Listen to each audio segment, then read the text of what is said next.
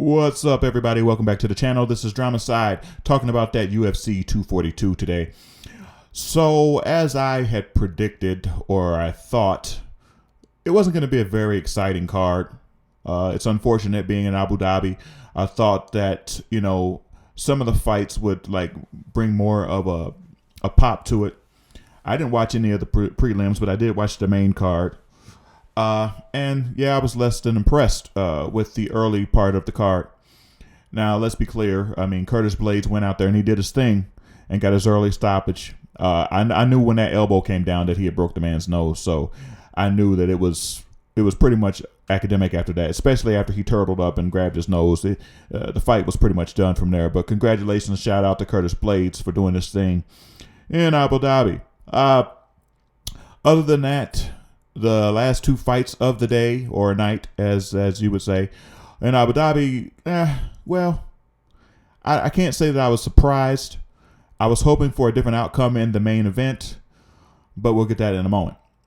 The Paul Felder and Edson Barboza fight, I did not have Paul Felder winning that fight. As a matter of fact, I felt like whoever that third judge was that said 30-27 was totally smoking something that you can only find in Abu Dhabi, because there's no way in hell, as I watched the fight, that it could have been anything where Paul Felder got the victory. I think, if anything, we could have looked at maybe a draw if we weren't going to declare a winner.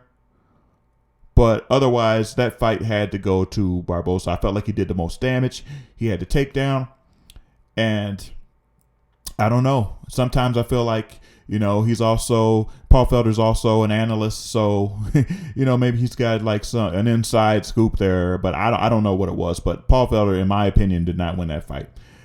And even though I wanted Dustin Poirier to pull out the victory, and it's no disrespect to Nurmagomedov, I really feel like Khabib is probably, at this point, the best in the lightweight division. The problem I have with UFC, though, is that every time there is a certain amount of victories taking place, they always have to crown somebody the greatest that ever done it. I don't know if you guys noticed this, but every time somebody goes on a wild rampage and wins lots of fights, they declare the person, they're declaring Khabib the best lightweight to ever have done it. He hasn't fought Tony Ferguson yet.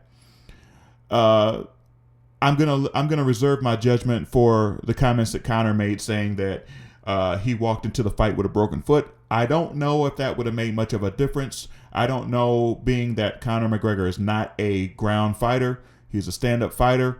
And he hasn't shown that when it goes to the ground that he's capable of really, changing the tide. I mean, Diaz tapped him out the first time, and then, Khabib did the same thing later on. So, I mean, if he indeed had a broken foot, then we'll give him that. But it still doesn't change the outcome of the fight. And the only reason why Conor's brought up in this video is because, Khabib says he wants to move on. He's not going to give Conor a rematch. But yet it seems like every time, not only when they ask, but every time Khabib does some kind of interview, Conor's name comes up. And it's not always by the interviewer. So he had to go ahead and take a shot at Conor. And Conor said, he wants a rematch. Now, I, for one, do not believe, being a Conor fan, I do not believe Conor should be able to just step back into the octagon, not taking any kind of tune-up fights, which I really believe he needs to take tune-up fights, because you're not just going to sit out for years and then come in and beat a world-class grappler like Khabib. The only person I think that could really give him a good fight after being in a 3-year absence would be Nate Diaz, because he showed that after a 3-year layoff, he can come back and compete with the elite. Conor has not shown that. He has had loss after loss, and then he has had more outside activity and more outside fights than he has in the octagon. And then there's always these later understandings or excuses, if you want to call them those, for the reason why his performance was not all in all. Now, you can take some kind of refuge in the fact that, Dustin Poirier was made to submit as well. And I don't know how many people are going to jump all over Dustin for submitting. It just seems like, for Conor to have a big mouth and Dustin not to have a big mouth. Dustin was very respectful in the build-up to this fight, whereas Conor, basically, there's hate there. There's real, genuine hate there. So everybody's quick to jump out the window when Conor would submit, but nobody's saying very much because Dustin got dominated, I give you, and then also was made to submit.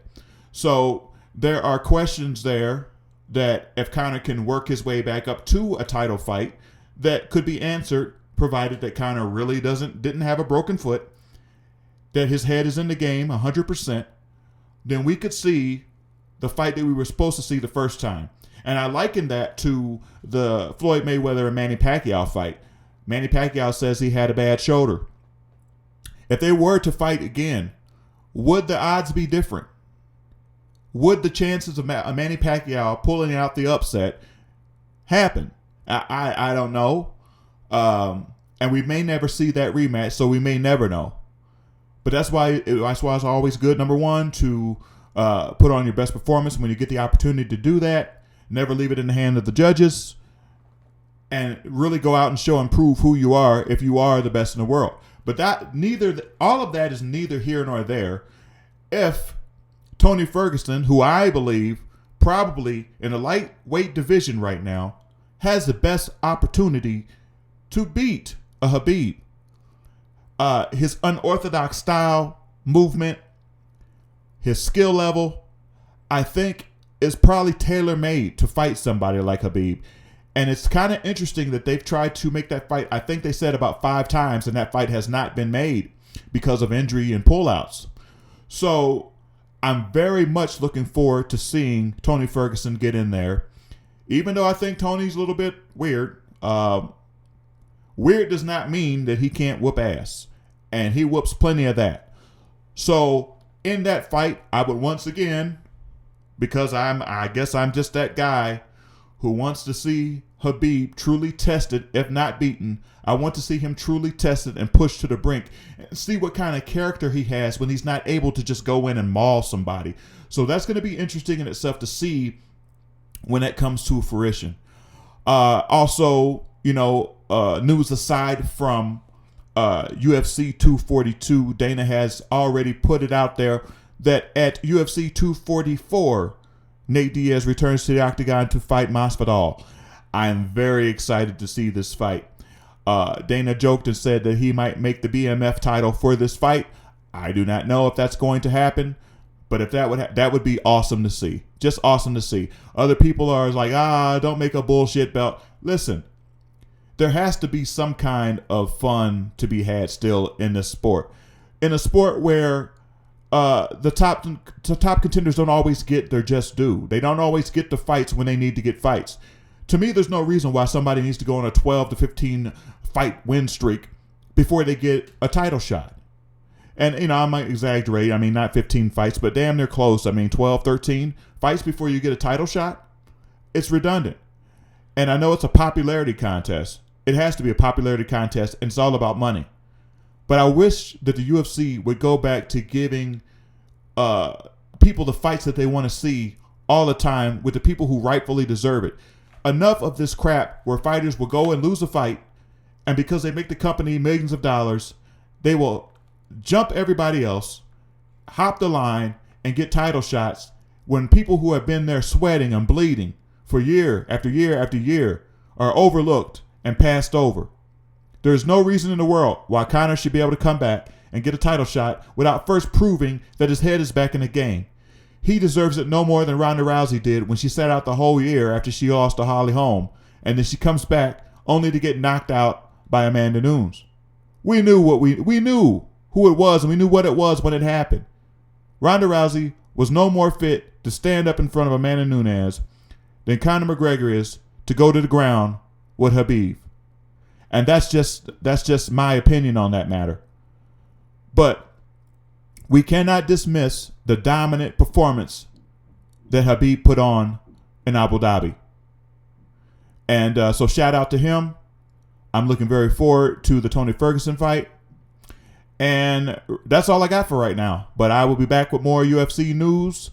And, Everybody take care of yourselves. God bless. Later on.